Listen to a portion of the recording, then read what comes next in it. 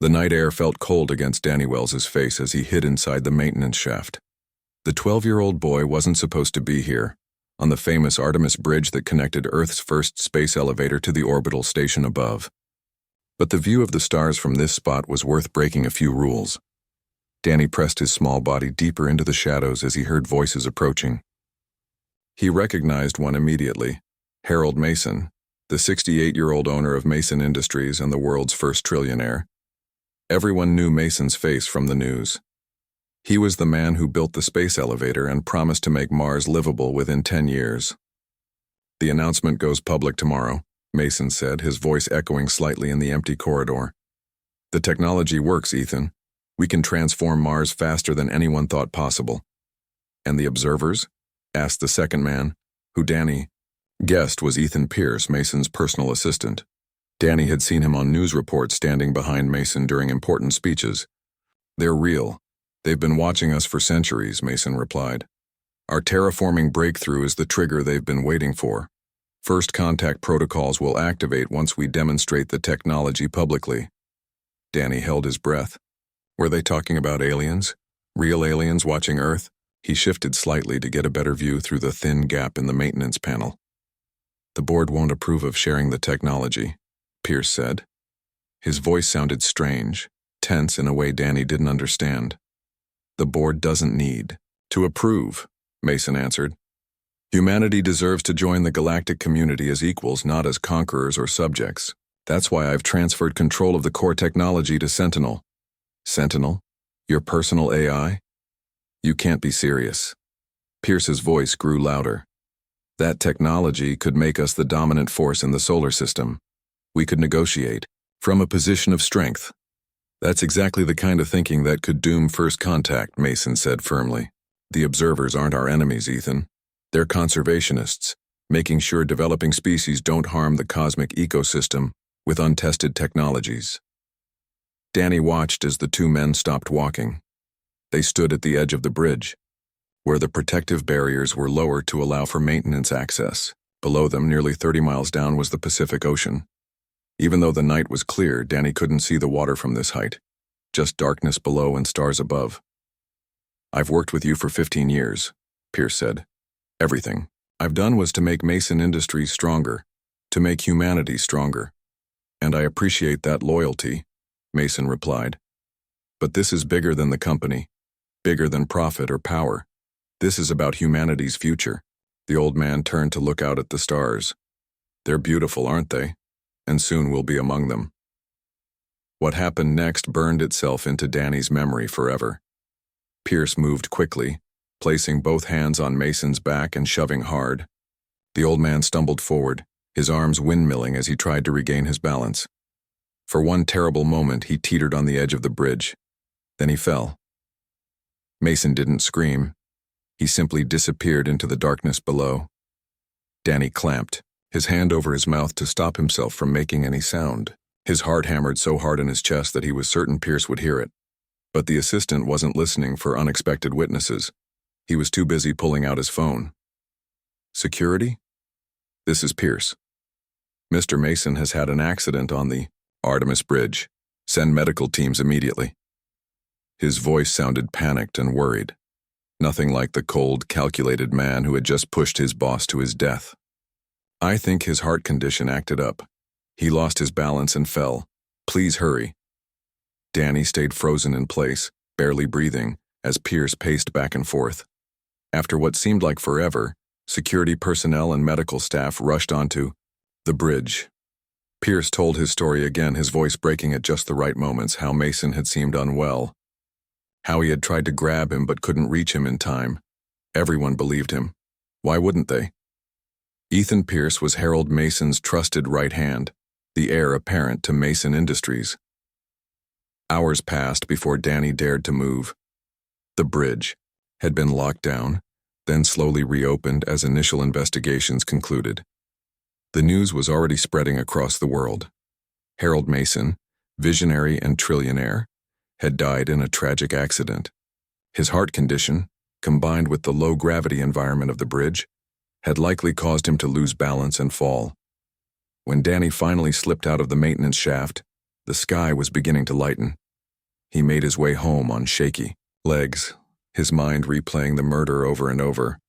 He should tell someone what he saw, but who would believe a 12-year-old boy against Ethan Pierce? And if Pierce found out Danny had witnessed the murder? Danny reached his family's small apartment just as his mother was waking up for her early shift at the elevator's ground station. "Danny, where have you been?" she asked, her eyes wide with worry. "Couldn't sleep," he lied. "Went to the observation deck." His mother frowned. "Have you heard? Mr. Mason died last night. They're saying it was an accident." Danny looked away, unable to meet her eyes. "Yeah, I heard something about that. The whole company's in shock. They say Pierce is taking over, temporarily." She shook her head. "Poor Mr. Mason, they say he was about to announce something big today." Danny felt sick. He knew what that announcement was supposed to be. Terraforming technology that would change everything. Technology that would have introduced humanity to aliens who had been watching them all along. That night, as Danny lay in bed staring at the ceiling, his neural implant, the standard model all kids got on their 10th birthday, pinged with an unusual notification. A message from an unknown sender. "I know what you saw, Danny Wells. I was watching too. We need to talk about Harold Mason and the observers. You're in danger. Pierce is looking for loose ends." The sender had a strange name. Sentinel. Danny stared at the message for a long time, his heart racing again. Sentinel. The AI that Mason had mentioned right before he died. Somehow it knew Danny had witnessed the murder, and now it was reaching out to him. 6 months passed since Danny Wells witnessed the murder of Harold Mason. 6 months of carrying a secret too big for a 12-year-old boy. 6 months of watching Ethan Pierce rise to power as the new CEO of Mason Industries. Danny had deleted the message from Sentinel that first night, too scared to respond. What if it was a trap? What if Pierce was testing him, seeing if anyone had witnessed what happened on the bridge? But the messages kept coming, once a week, always from Sentinel, always asking Danny to respond. Meanwhile, the world changed. The terraforming project that Mason had been so excited about was quietly shelved. Pierce announced that the technology needed further testing before it could be safely deployed. Instead, Mason Industries shifted focus to defense contracts, developing new weapon systems that Pierce claimed would secure humanity's future among the stars. Danny tried to forget what he had seen, what he had heard about aliens watching Earth. But every night when he looked up at the stars, he wondered if they were really out there, waiting for humans to reach a certain level of development before making contact. On a rainy Tuesday after school, Danny sat alone in his room. His neural implant pinged with the weekly message from Sentinel. Usually he ignored it, but today something made him open it. "Danny Wells. This is urgent. Pierce has accessed the bridge security logs from that night. He knows someone was in the maintenance shaft. He's looking for you. You need my help." Danny's stomach turned cold. He typed back with shaking fingers. "How do I know you're not working for Pierce?" The response came instantly. "Harold Mason transferred my control protocols to an isolated server the day before his death. Pierce cannot access me. I am still following my primary directive: protect Mason's vision for humanity's future. You are the only witness to his murder. That makes you important." Danny hesitated, then wrote, "Prove you're really Mason's AI. Your full name is Daniel Joseph Wells. You were born on April 17, 2042. Your mother works as a maintenance supervisor at the ground station of the Artemis elevator. You snuck onto the bridge using her access card, which you took from her uniform pocket while she was sleeping. You returned it before she noticed it was missing." Danny stared at the message in shock. No one knew he had taken his mother's card. No one except an AI with access to the elevator's security systems. "What does Pierce want?" Danny typed. The same thing he wanted when he killed Mason: control. Mason discovered the alien observers 3 years ago. He was preparing humanity for peaceful first contact. Pierce and his military backers want to weaponize the technology instead. They believe humanity should enter galactic society as conquerors. Danny thought about this. "Why are you contacting me?" I'm just a kid. Because you're the only one who saw what really happened. Mason's death was ruled an accident due to his heart condition. Without your testimony, Pierce will continue unchallenged. No, one would believe me against Pierce, Danny wrote. Not without evidence, Sentinel replied. But Mason left evidence. I need your help to access it. Danny was about to respond when he heard his mother call from the kitchen. Danny, someone's here to see you. Danny froze. No one ever visited him. He had few friends, and none that would show up unannounced. Coming, he called back quickly, deleting the conversation with Sentinel. In the kitchen stood two people in dark suits. One was a tall woman with short red hair. The other was a man with glasses who smiled at Danny in a way that didn't reach his eyes. Danny, his mother said, looking worried. These people are from Mason Industries. They want to talk to you about a school program. The woman stepped forward. Hello, Danny. I'm Kate from the Mason Education Initiative. We're identifying promising students for our new tech program. Danny knew it was a lie. These people worked for Pierce. Somehow, they had traced him. That sounds cool, Danny said, trying to keep his voice steady. But I'm not very good at tech stuff. Oh, we think you're being modest, said the man with glasses. Your school records show you're quite talented. We'd like to ask you a few questions, perhaps in private. Danny's mother frowned. I'd prefer to stay with my son. Of course, Kate said smoothly. We just want to know if Danny has any interest in space elevator operations. We're especially interested in students who might have visited the upper sections. Danny felt his heart race. They were fishing, trying to find out if he had been on the bridge that night. I've never been up the elevator. Danny lied. Mom says it's too expensive for regular people like us. His mother nodded. That's right.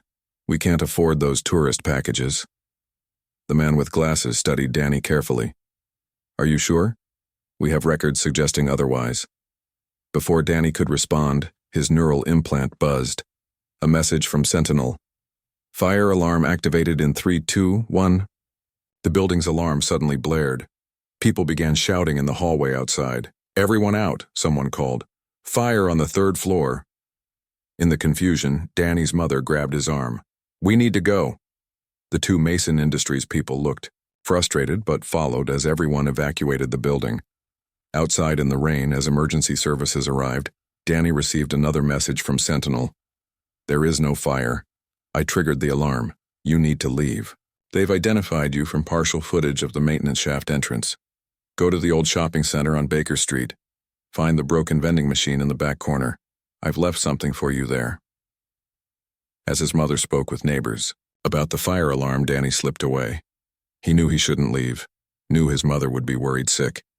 But if Pierce's people found him, if they made him disappear like they might have done with others who got in their way, his mother would never know what happened to him. The rain soaked him as he ran through the streets to Baker Street. The old shopping center was nearly abandoned, most stores closed and boarded up. In the back corner, just as Sentinel had said, stood a broken vending machine. Danny approached it cautiously. The front panel was slightly ajar. He pulled it open and found a small package wrapped in waterproof material. Inside was a neural implant upgrade chip and a handwritten note. Install this. It will block them from tracking your current implant. Then go to the address below. Ask for Dr. Gregory Peterson. Tell him Sentinel sent me. He was Mason's friend. He'll help you. Danny looked at the upgrade chip nervously. He had never installed one before, though he knew how it worked. You simply pressed it against your existing implant behind your ear, and it would integrate automatically. As sirens wailed in the distance, Danny made his decision. He pressed the chip to his implant and winced as it merged with a brief sharp pain. Immediately, his connection to the public network vanished. A private message appeared in his vision. Connection secure. They can't track you now. Go to Dr. Peterson. Hurry, Danny. Pierce's people are everywhere, and they know what you saw. Danny pocketed the note with the address and started running again, disappearing into the rainy city streets. Detective Laura Reeves stared at the security footage for the 10th time that day. Something about Harold Mason's death didn't add up. As part of the Space Elevator Security Division, She had been assigned to review the case after several anonymous tips suggested foul play rather than an accident. The footage showed Mason and Pierce on the bridge. It showed Mason falling. It showed Pierce calling for help. But Laura's gut told her something was wrong with the picture. Run it again, she told her computer. Scan for any anomalies in the maintenance shafts. The computer highlighted a small heat signature in one of the shafts, barely visible in the standard footage. Enhance and identify, Laura commanded. Heat signature consistent with human child, approximately 10-13 years old, the computer replied. Laura leaned forward. A child? On the bridge that night? The security log showed no children had been officially on the bridge. This could be the witness mentioned in the anonymous tips. Across the city, Danny Wells had reached the address Sentinel had provided. It was a small apartment building in an older part of town, far from the gleaming towers of the city center where Mason Industries had its headquarters. Danny found apartment 303 and knocked nervously. The door opened to reveal an older man with a gray beard and tired eyes. "Can I help you?" the man asked. "Are you Dr. Gregory Peterson?" Danny asked. When the man nodded cautiously, Danny said, "Sentinel sent me." The man's eyes widened. He quickly pulled Danny inside and shut the door, engaging several locks. "So Sentinel finally found a messenger," Dr. Peterson said, studying Danny. "How old are you, son?" 12, Danny replied. "I saw what happened to Mr. Mason on the bridge. I saw Pierce push him." Dr. Peterson's face grew grim. "I suspected as much. Harold had told me he felt uneasy around Pierce in the weeks before his death." He gestured for Danny to sit down. "But I never had proof. Until now." "Pierce's people were looking for me," Danny explained. "Sentinel helped me escape. It gave me this." He pointed to his neural implant. "It said you were Mason's friend." "Friend and research partner," Peterson confirmed. "We developed the terraforming technology together. When Pierce took over and changed the focus to weapons development, I resigned in protest. Been keeping a low profile ever since." "Sentinel said Mason discovered alien observers," Danny said. "Is that true?" Peterson walked to a window and checked the street below before answering. "Yes. We detected their probes 3 years ago, studying our atmosphere. When we analyzed the data patterns, we realized they've been watching Earth for centuries. Mason believed they were waiting for us to reach a certain technological threshold before making contact. The terraforming technology," Danny said. "Exactly. The ability to transform a planet shows a species has mastered a certain level of development. Mason called it the cosmic conservation principle. Advanced civilizations watch developing ones to ensure they don't misuse planet-altering technologies." A notification appeared in Danny's vision. "Sentinel here. Dr. Peterson is correct. Mason was preparing humanity for peaceful first contact. Pierce wants to weaponize the technology instead." "But why?" Danny asked aloud. Peterson, understanding Danny was communicating with Sentinel, explained. "Fear. Pierce and his military backers believe any alien civilization must be approached from a position of strength. They think peaceful contact will lead to subjugation." Danny frowned. "That doesn't make sense. If these aliens wanted to hurt us, why wait until we're stronger?" "Exactly what Mason argued," Peterson said with a sad smile. But Pierce wouldn't listen. Sentinel's message appeared again. "Warning. Mason Industries security forces are searching this area. They've tracked the neural implant package I left for you." "We need to move," Danny said urgently, relaying Sentinel's warning to Peterson. The older man moved quickly for his age, grabbing a small bag that looked like it had been packed for just such an emergency. "I have a lab outside the city. We'll be safer there." As they prepared to leave through the back exit, Danny's implant buzzed with an incoming call. To his surprise, it was his mother. "Danny, where are you? I've been worried sick." Her voice sounded strained, fearful. "Mom, I'm okay. I had to leave. Some people are looking for me." "Danny, listen to me. There's a detective here. She says she needs to talk to you about the night Mr. Mason died. She knows you were there." Danny froze. How had they found his mother so quickly? "Put her on," Danny said, his voice shaking. A new voice came through the connection. "This is Detective Laura Reeves, Space Elevator Security Division. Are you Danny Wells?" "Yes," Danny admitted after a moment's hesitation. "Danny, I'm not working with Mason Industries or Ethan Pierce. I'm investigating Mason's death independently. Security footage shows someone matching your description in the maintenance shaft that night. Were you there? Did you see what happened?" Danny looked at Peterson, who nodded encouragingly. "I saw everything," Danny said. "Pierce pushed Mr. Mason off the bridge. It wasn't an accident." There was a brief silence. "That's what I suspected. Danny, you're in danger. Pierce has a security team looking for you right now." "I know.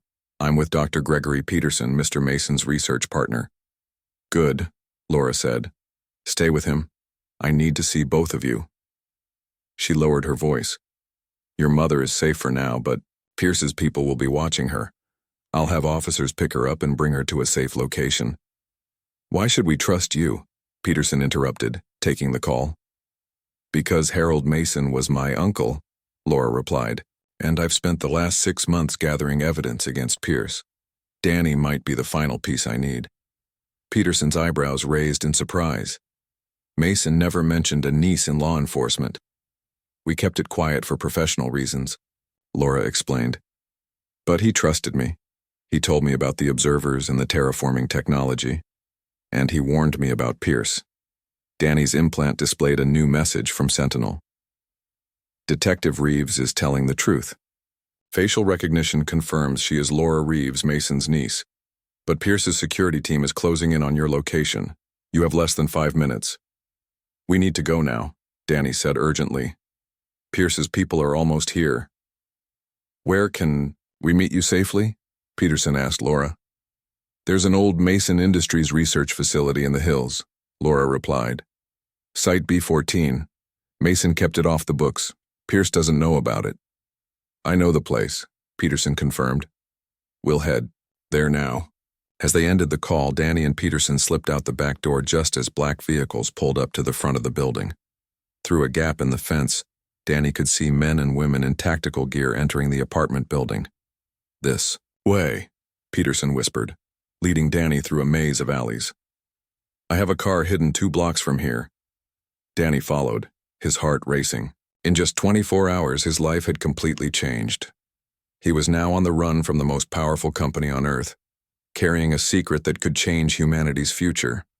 And somewhere above, beyond the clouds and the atmosphere, unknown, eyes were watching, waiting to see what humanity would do next. The hidden research facility nestled in the hills looked abandoned from the outside. Weathered solar panels covered the roof, and vegetation had started to reclaim the outer walls. Dr. Peterson parked their car in a concealed garage and led Danny through a series of security checks before they entered the main building. "Mason kept this place off the official records," Peterson explained as they walked through dimly lit corridors. "Only a handful of people knew about it."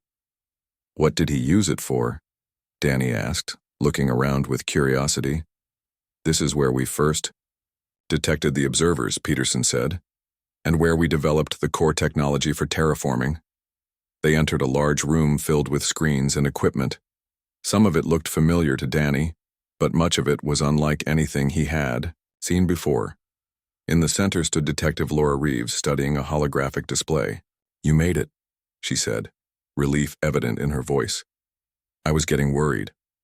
"We had to take a longer route to avoid detection," Peterson explained. "Is Danny's mother safe?" Laura nodded. "She's at a secure location with police protection. I told her Danny is helping with an investigation, but not the details. She's worried, but understands it's important." Danny felt guilty about leaving his mother, but knew he had no choice. "Can I talk to her?" "Soon," Laura promised. "But first, I need you to tell me exactly what you saw and heard on the bridge that night." Danny recounted everything, how he had snuck onto the bridge to see the stars, how he had hidden when he heard Mason and Pierce approaching, and how he had witnessed the murder. "Mason mentioned the observers," Danny explained. "He said they had been watching Earth for centuries and that the terraforming technology would trigger first contact protocols. Then Pierce pushed him off the bridge. Laura recorded Danny's testimony, her face growing grimmer with each detail. This confirms what I suspected, but it's still not enough to take down Pierce. He's too powerful, too connected. What about Sentinel? Danny asked. It saw everything too. AI testimony isn't admissible in court, Laura explained. But Sentinel might have access to other evidence. As if on cue, Danny's neural implant displayed a message. I have been gathering evidence against Pierce since Mason's death, but my access to Mason Industries systems is limited now.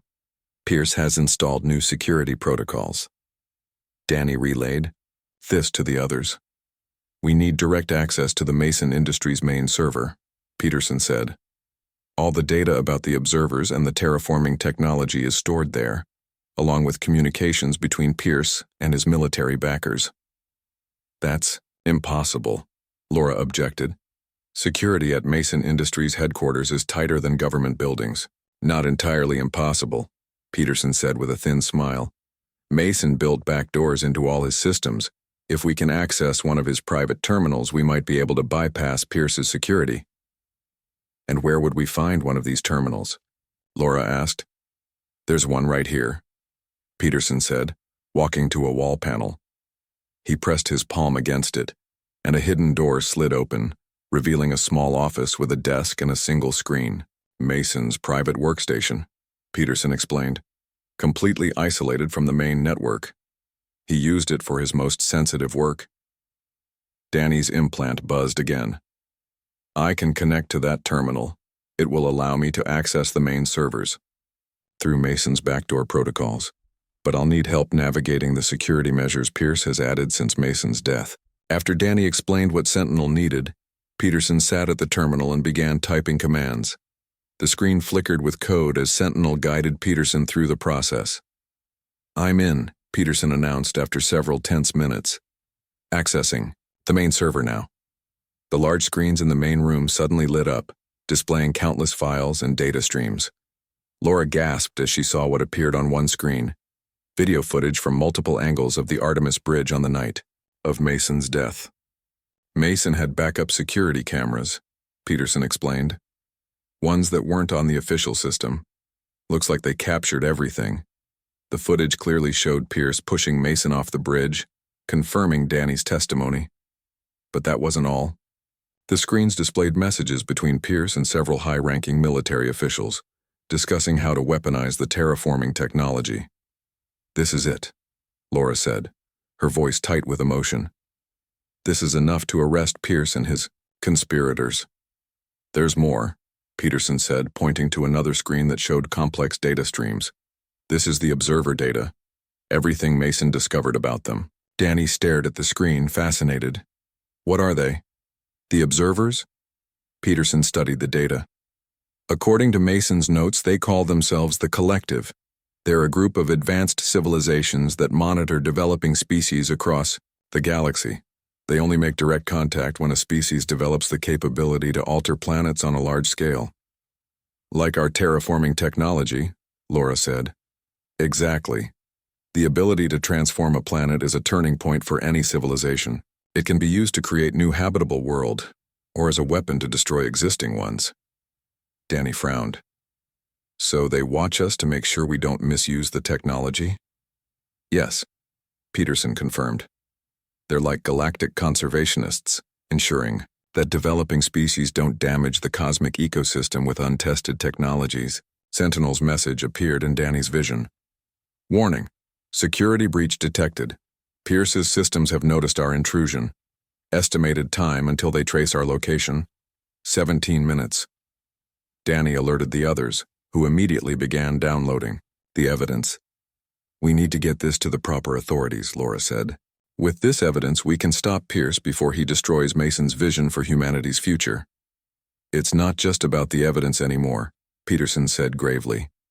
According to these files, Pierce is planning to demonstrate a weaponized version of the terraforming technology tomorrow.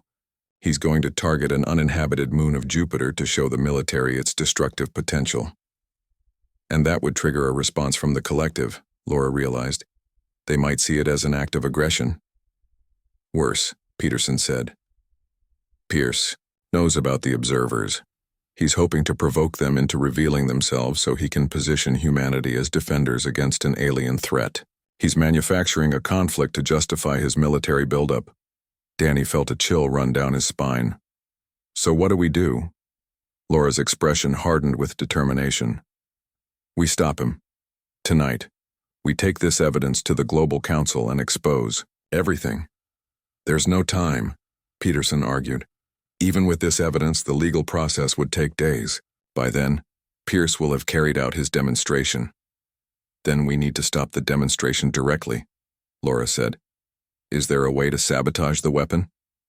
Peterson shook his head. Not remotely. We'd need physical access to the launch facility.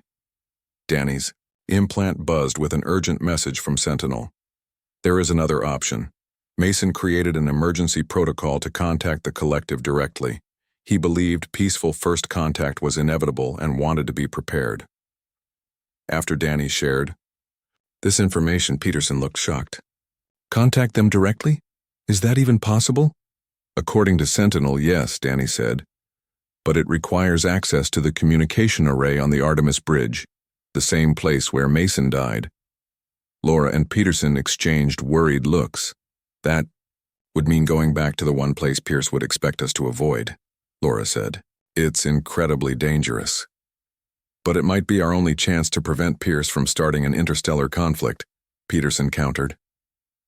They all looked at Danny, suddenly remembering he was just a 12-year-old boy caught in the middle of a conspiracy that could determine humanity's future. What do you think, Danny? Laura asked gently. You're the one who saw what happened. You're the witness who can tell the truth. Danny thought about everything he had learned, about Mason's vision for peaceful contact, about the observers who had been watching humanity's development, about Pierce's plan to use fear to control humanity's future. The choice seemed clear. Need to tell the truth, Danny said firmly, to everyone, including the observers. The Artemis Bridge looked different at night. Emergency lights cast long shadows across the metal walkway as Danny, Dr. Peterson, and Detective Laura Reeves made their way toward the central section. The space elevator was officially closed for maintenance, giving them a narrow window of opportunity to access the communication array. Pierce has most of his security team at the launch facility preparing for tomorrow's demonstration, Laura said quietly as they moved forward. But there will still be guards here. Danny's neural implant buzzed with a message from Sentinel. I've looped the security cameras on your route. You have approximately 20 minutes before the system automatically resets. Sentinel is buying us time, Danny whispered to the others. But we need to hurry. They reached the section of the bridge where Mason had died. Danny paused, remembering that terrible moment. The exact spot where Pierce had pushed the old man was now marked with a small memorial plaque. The communication array is just ahead, Peterson said, pointing to a dome-shaped structure at the highest point of the bridge. That's where Mason installed the technology to detect and potentially communicate with the observers. As they approached the dome, Laura suddenly raised her hand, signaling them to stop. Ahead, 2 security guards stood at the entrance to the array. We can't take them head-on, Laura whispered. They're armed. We don't need to, Peterson replied. He pulled out a small device from his pocket. This is an emergency medical alert transmitter. If I activate it, it will signal a medical emergency at the other end of the bridge. Standard protocol requires all security personnel to respond. Do it. Laura nodded. Peterson activated the device. Moments later, alarms blared from the far section of the bridge. The guards looked at each other, then spoke into their communication devices before jogging away toward the emergency. That won't keep them long, Laura warned. Let's move. They rushed to the dome. Peterson placed his palm on the scanner and the door slid open. Inside, a circular room housed sophisticated equipment surrounding a central platform. Holographic displays showed star charts and data streams that Danny couldn't understand. This is it, Peterson said, his voice filled with awe. Mason's direct link to the stars. How does it work? Danny asked. The terraforming technology creates a unique energy signature, Peterson explained as he worked on the control panel.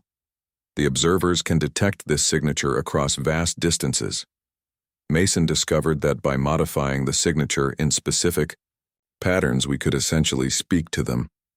Danny's implant displayed a message. I can help operate the communication array. Mason designed it to work with my systems, but I need direct access. There was a port in the central console. Danny pointed to it. Sentinel needs to connect there. Laura looked skeptical. Can we trust the AI completely? Mason did, Peterson said simply, and plugged a connector from Danny's neural implant into the port.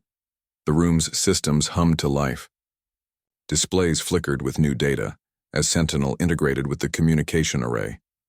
Connection established, Sentinel's message appeared to all of them on the main screen. Initiating Mason's first contact protocol. The dome began to glow with soft blue light. The star chart shifted to show a specific region of space. What's happening? Laura asked. Sentinel is sending the contact signal, Peterson explained, watching the displays intently. It's telling the observers that we know they're there and that we wish to communicate peacefully. Suddenly, alarms blared from the console. Security. Breach detected at the communication array, a mechanical voice announced. Unauthorized access to first contact protocols. Pierce knows we're here, Laura said grimly, drawing her sidearm. He'll be sending everything he has. How much longer until the signal is complete? Danny asked urgently. 2 more minutes, Peterson replied, not looking up from the console. We just need to hold on a little longer. The door to the dome slid open. Ethan Pierce stood there with 4 armed security officers. Step away from the console, Pierce ordered coldly. You have no idea what you're interfering with. Laura aimed her weapon at him. Ethan Pierce, you're under arrest for the murder of Harold Mason. We have the footage from the bridge that night. It's over. Pierce smiled thinly. It's far from over, Detective. By this time tomorrow, humanity will have demonstrated its power. To the stars. The observers will reveal themselves and we'll be ready. Ready for what? Danny asked. A war we can't win against civilizations centuries ahead of us? Pierce's gaze shifted to Danny. So you're the witness, the boy who was hiding in the maintenance shaft. His expression hardened. Mason was a fool. He wanted to approach the stars on our knees. I want humanity to stand tall. By starting an interstellar conflict? Peterson challenged. The observers aren't our enemies, Pierce. They've been watching us develop, waiting until we were ready for peaceful contact. Peace from a position of strength, Pierce countered. That's all I want. No, Danny said, stepping forward despite Laura's attempt to keep him back. You killed Mr. Mason because you were afraid of change, afraid of not being in control. Something changed in Pierce's expression, a flicker of doubt perhaps, but it vanished quickly. Shut down the array, he ordered his security team. Now. Before they could move, the dome's interior was suddenly bathed in brilliant white light. Everyone froze as the star charts disappeared, replaced by a single glowing symbol, a spiral pattern that seemed to move and shift as they watched. What is that? Laura whispered. They received the signal, Peterson said in awe. The collective is responding. The light intensified, forming a column in the center of the room. Within the column, a figure began to take shape, humanoid but clearly not human, with elongated limbs and features that seemed to shift subtly from moment to moment. People of Earth, the figure spoke, its voice somehow inside everyone's minds rather than in the air. We are the collective. We have watched your development for many of your centuries.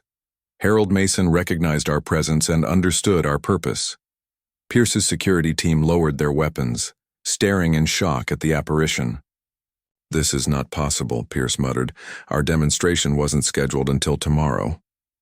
We detected your intentions, the figure continued. The weapon you created from the terraforming technology would have caused harm beyond your understanding. Figure turned to Danny. Young human, you witnessed truth and carried it despite danger. This courage honors your species. Danny found his voice. Are you here to help us? We are here to witness, the figure replied. Each species chooses its own path to the stars.